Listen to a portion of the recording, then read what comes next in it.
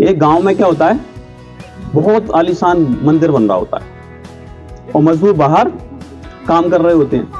तभी एक राहगीर निकलता है, तो वो मजदूर से पूछता है कि क्या कर रहे हो। तो वो खींच कर गुस्से में बोलता है, दिखता नहीं है, पत्थर तोड़ रहा हूं। क्योंकि गर्मी पड़ रही थी, उसे पसीना आ रहा था, तो उसको बोलना उसको अच्छा नहीं लग रहा था।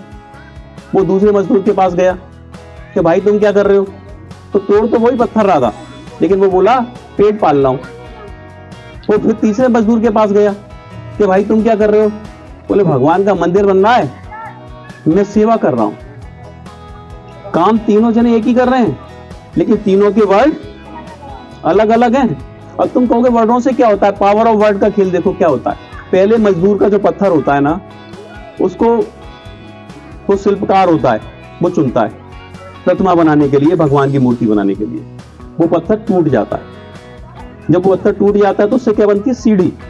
मंदिर की क्या बनती है, सीढ़ी।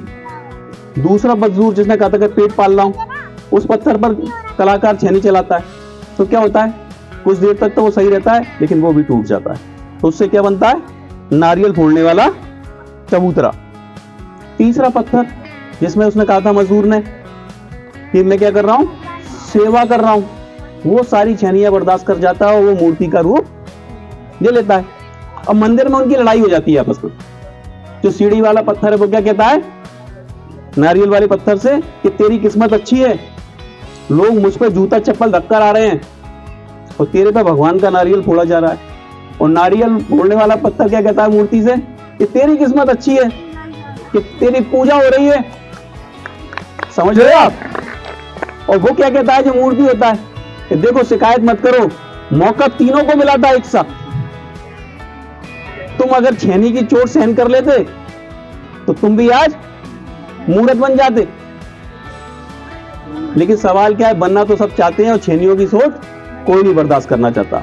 विघ्नों के आने पर कोई विखर जाता है और कोई निखर जाता है। अब यहां पर मेन जो बात है ना, वो वाइब्रेशन की है। वो पत्थर क्यों टूटा, जो मजदूर काम कर रहा था ना, उसका वाइब्रेशन और बेस उस पत्थर में जा रहा था। जो खींच रहा था, क्रोधित हो रहा था, उसकी बेस ने उस पत्थर को कमजोर कर दिया। पेट पालने वाले की वाइब्रेशन ने भी उस पत्थर को कमजोर कर दिया। और जो सेवा करने वाला था, उसने पत्थर के अंदर बल ला दिया, इसलिए वो मूर्ति बन गया। तो जब पत्थर पर इंसान की सोच का और इंसान के वर्ड का असर आता है, तो क्या तुमको लगता है जिनके साथ रहते हो उनका असर तुम पर नहीं आएगा। तो सोच समझ के रहा करो।